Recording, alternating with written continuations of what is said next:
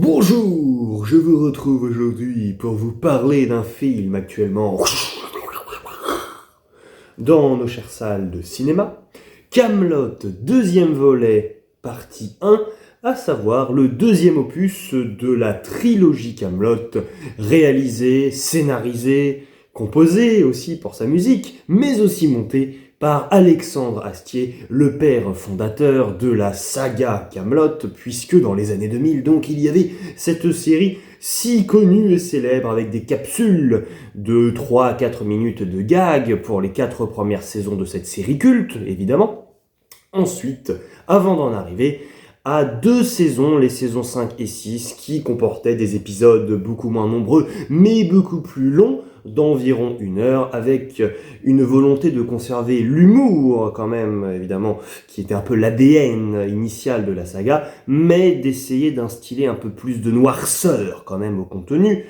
Et il y a ensuite eu, après cette série que j'ai tant appréciée, et bien évidemment des années d'attente pour en arriver à 2021, année certes notamment avec le pass sanitaire et le Covid compliqué, mais aussi avec l'un des films que j'ai le plus aimé de l'année 2021, un grand film à mes yeux, à savoir le premier volet au cinéma de Kaamelott. J'ai d'ailleurs proposé une critique sur YouTube si vous voulez mon avis plus détaillé sur KV1 comme on l'appelle. Et là maintenant, place à KV2. Et KV3 arrivera fin 2026 au cinéma, bien sûr. Quel est le synopsis de ce film ? Eh bien, nous sommes toujours, évidemment, dans le royaume de l'ogre. Et, bien évidemment, le royaume est de nouveau aux mains du roi Arthur. Bien sûr, il a réussi, à la fin de premier volet de Kaamelott, à déposer, évidemment, Lancelot qui s'en est allé, bien sûr, qui a disparu. Et oui, et oui, et oui. Et que se passe-t-il au début de cet opus ? Eh bien, le roi Arthur, qui n'a jamais voulu vraiment redevenir roi, mais bon, qu'il est redevenu pour la bonne cause, parce que, évidemment, avec la tyrannie de ce mal que représentait Lancelot, il fallait bien intervenir. Eh bien, forcément, là, cette fois-ci, le voilà complètement oisif, non pas chez lui, dans le château de Kaamelott, qui a été ravagé à la fin du premier volet, mais bel et bien chez ses beaux-parents, qui sont donc ses parents dans la vraie vie, ici donc en Carmélide, à savoir donc accueilli, je vais y arriver, je vais réussir à parler, et hébergé par notre cher Léo Dagan et Dame Célie. L'histoire s'inverse un peu, parce qu'en soi, c'est assez rigolo de constater que ses beaux-parents, ils créchaient quand même tout le temps chez lui dans la série. Et là maintenant, ça s'inverse et c'est assez rigolo quand on pense à la série, quand on comprenait bien que c'était quand même un peu des parasites dans sa vie quotidienne, justement, ses beaux-parents. Donc c'est un peu marrant. Bien évidemment, face à cette oisiveté, les dieux ne sont pas contents, sont en colère et le font savoir au roi Arthur qui décide de replanter Excalibur dans le rocher, à savoir, bon, il se déresponsabilise de nouveau, il ne veut plus du pouvoir, mais évidemment, à côté, les chevaliers, que ce soit les anciens ou les nouveaux, les petits jeunes, ancienne et nouvelle génération, essayent quand même de générer un nouvel ordre sociétal, c'est-à-dire en réunissant une nouvelle première réunion de la table ronde, mais sans le roi Arthur. Est-ce que ça vaut vraiment le coup ? Le roi Arthur redébaroule de nulle part, évidemment, pour cette grande réunion, parce que responsabilité oblige, et ainsi va la vie entre 2 générations, avec d'une part, évidemment, la vieille garde fatiguée, qui en a tout simplement assez des quêtes et qui n'a pas envie de s'embarrasser de cela, et la jeune génération fougueuse et évidemment très très dynamique et enthousiaste, peut-être un peu trop, et on démarre en fait le film globalement avec toute une série un peu de sketchs humoristiques, on retrouve un peu différents personnages, pas tous bien sûr, on a notamment l'absence à signaler de Perceval, puisque l'acteur Franck Pittiot n'a pas voulu revenir pour le rôle, puisque désaccord artistique visiblement. Je pense qu'en voyant le script peut-être du film, il a été assez déçu. Alors évidemment, il y a eu des réécritures, on le comprend bien avec le film, puisque dans le métrage, on ne voit pas Perceval, mais Perceval envoie du courrier à différents personnages qui sont donc dans le film. Et donc, on comprend que, bien sûr, si jamais il y a eu des accords artistiques concernant son personnage, mais en fait, on ne peut pas forcément en comprendre la teneur, puisque le film a été modifié pour cette raison. Ça se sent un peu d'ailleurs parce que globalement, donc son acolyte de toujours, Caradoc, en soi, j'ai l'impression qu'on lui a donné un peu le rôle qu'aurait dû avoir Perceval. Ce qui fonctionne pas vraiment d'ailleurs, parce qu'en fait le personnage de Perceval était extrêmement intéressant, celui de Caradoc l'est aussi, mais je pense que vu l'utilisation du personnage de Caradoc, il y a vraiment eu un peu un changement aussi pour son personnage là. Et quand on lit aussi les BD de Kaamelott, parce qu'il y a aussi des BD, pas seulement des séries, j'ai vraiment senti que ouais, la Caradoc, il avait plutôt le rôle qu'aurait dû avoir Perceval. Bon, c'est pas dramatique, c'est un détail, c'est pas gênant du tout, mais globalement donc une ribambelle d'acteurs et d'actrices revient. Alors il y en a qu'on avait déjà pas vu dans le volet 1, on les revoit pas de nouveau, il y en a qu'on avait vu qu'on ne voit plus, bon, c'est un petit peu ça. Un casting fleuve, de nouveau, bien sûr, des apparitions pour certains et certaines assez rapides et fugaces, on va dire, pour un film qui est assez surprenant, parce que j'ai été surpris de ne pas l'être. C'est un peu particulier, mais en soi j'ai quand même été surpris. Mais j'ai été surpris de constater que je trouve que ce film ressemble énormément à l'esprit d'origine de la série en fait. J'ai eu l'impression de voir une sorte de saison 1, 2, 3 ou 4 bis en gros, qu'on est dans un enchaînement de sketchs un peu où on suit les différents personnages qui sont un peu voilà regroupés, c'est ça, par 3, 4, 5. Et c'est ça, c'est un peu, on déroule un peu une série de sketchs avec une écriture qui est toujours très bien, bien sûr, avec des répliques qui font mouche, avec de nouveau un effet ping-pong et une gymnastique verbale entre les différents acteurs et actrices qui jouent toujours très bien. Donc oui, c'est appréciable, c'est agréable, mais en fait, d'un point de vue scénaristique, et je pense même dans l'idée même que je me faisais d'une saga cinématographique, en fait, je suis déçu parce que je trouve que le film sonne trop l'opus de transition, en fait. C'est-à-dire que là, oui, on a compris qu'on est dans le milieu d'une trilogie, d'un point de vue scénaristique, on est dans une sorte de ventre mou, en fait. J'ai presque l'impression, on verra à quoi ressemblera le dernier volet, bien sûr, mais j'ai presque l'impression que le premier volet avait complètement sa place en tant que film, que ce volet-ci aurait pu être presque une série, en fait. On aurait pu faire une saison 7, en fait, au milieu, un peu dispensable, très bonne, de vraie bonne qualité d'un point de vue comique. Moi, j'ai vraiment rigolé par moments. Je n'ai pas pu, malheureusement, aller à l'avant-première pour des raisons, personnelles. Mais j'ai pu me rendre au cinéma dès le lendemain matin et j'ai constaté quand même à 9h du matin qu'il y avait énormément de monde dans la salle du cinéma. Une vraie communauté fan de Kaamelott qui était, mais complètement acquise à la cause du film d'un point de vue de la comédie, ça c'est sûr. Et moi aussi, en tant que tel, je dois bien le dire. J'ai été pris de rire, vraiment.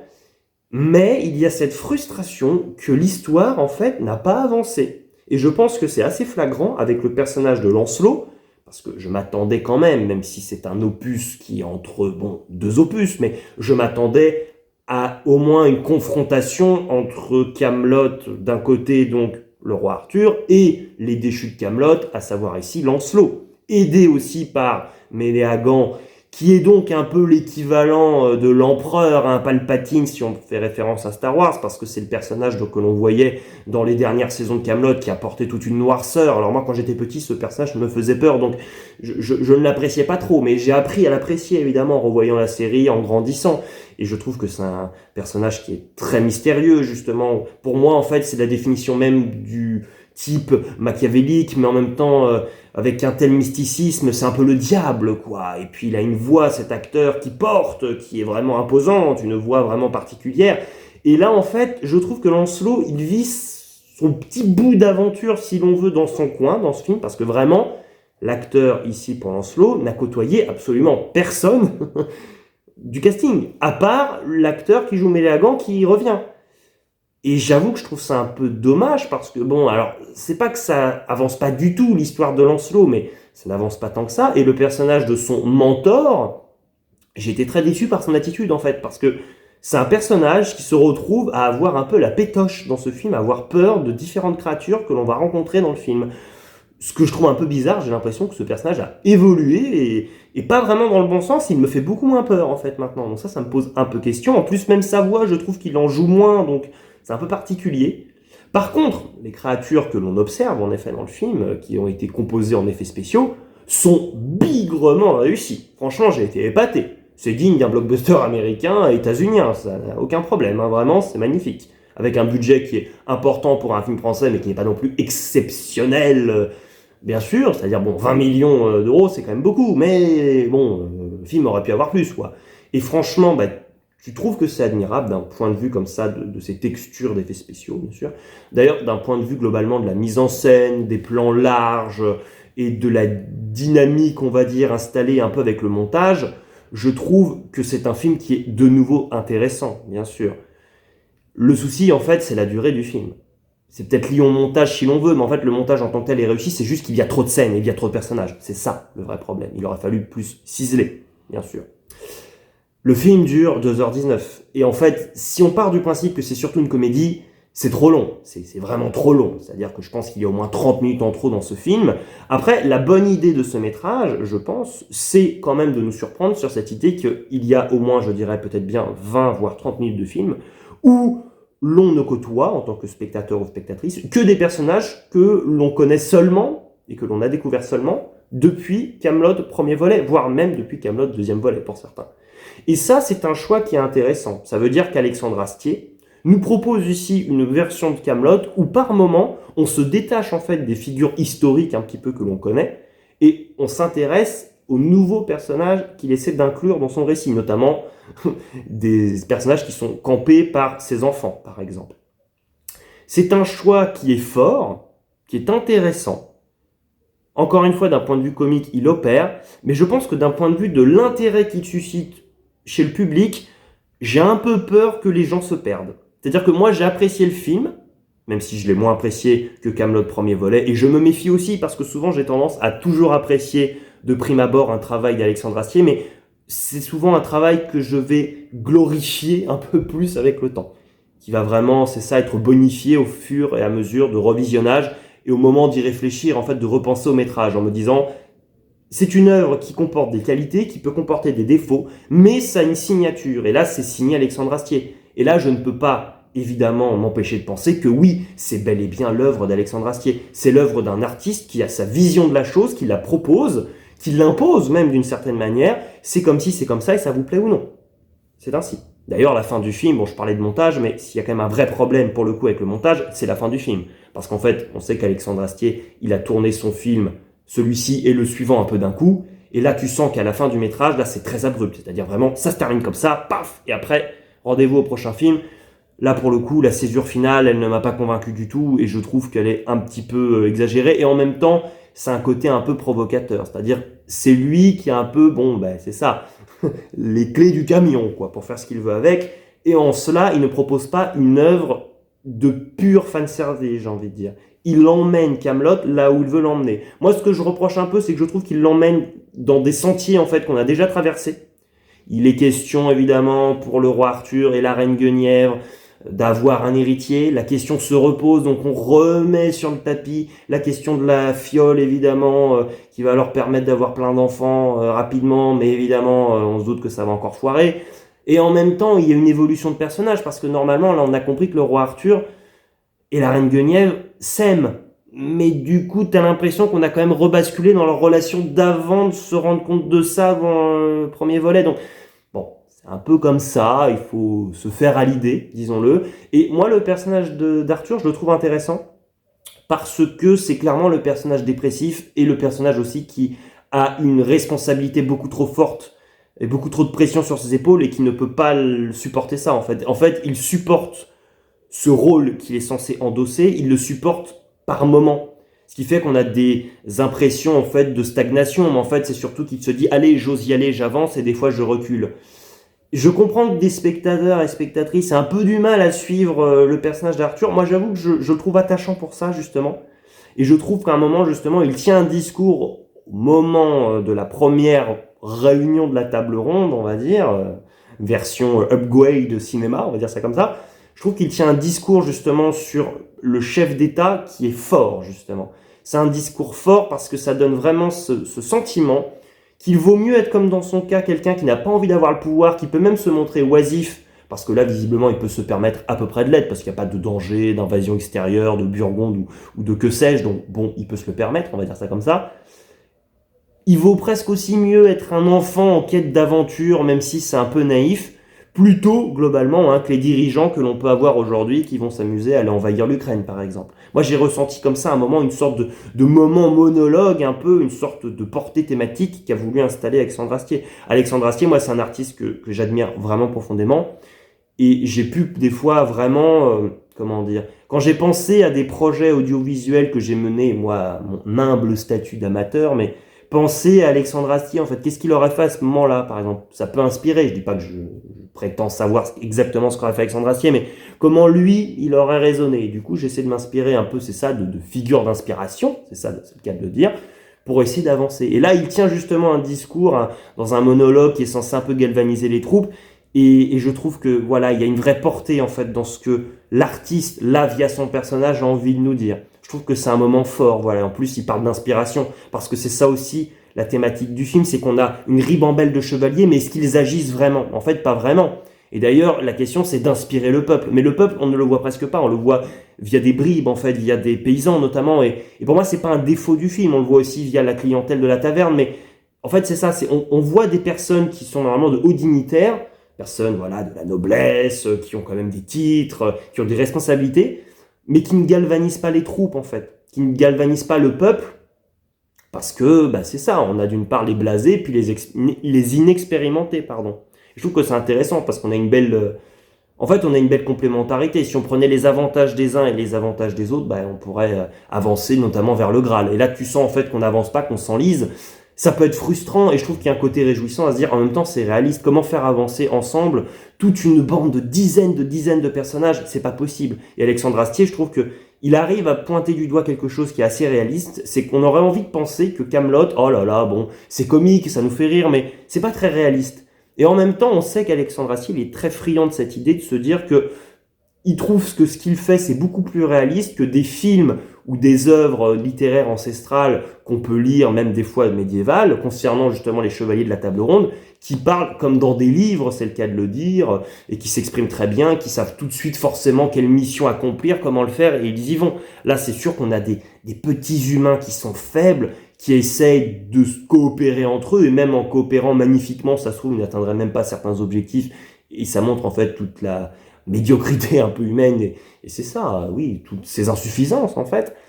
Et c'est intéressant, moi je trouve que c'est intéressant, il y a un vrai moment de brouhaha, un moment entre plein de personnages, et c'est un côté un peu, oui, politique actuel, quoi, où tout le monde s'embrouille un peu, et finalement on n'avance pas, et on a une sorte de sentiment de désorganisation, de désordre, et c'est presque un peu déprimant, malgré tout, alors que ça reste un film drôle qui va développer cette partie comique, avec aussi des petits moments d'imagerie, même si ça se passe, oui, évidemment, ça se passe il y a quelques siècles quand même, mais il y a des petites imageries, je trouve, qui font écho à notre monde actuel, justement, par rapport notamment au dérèglement et réchauffement climatique.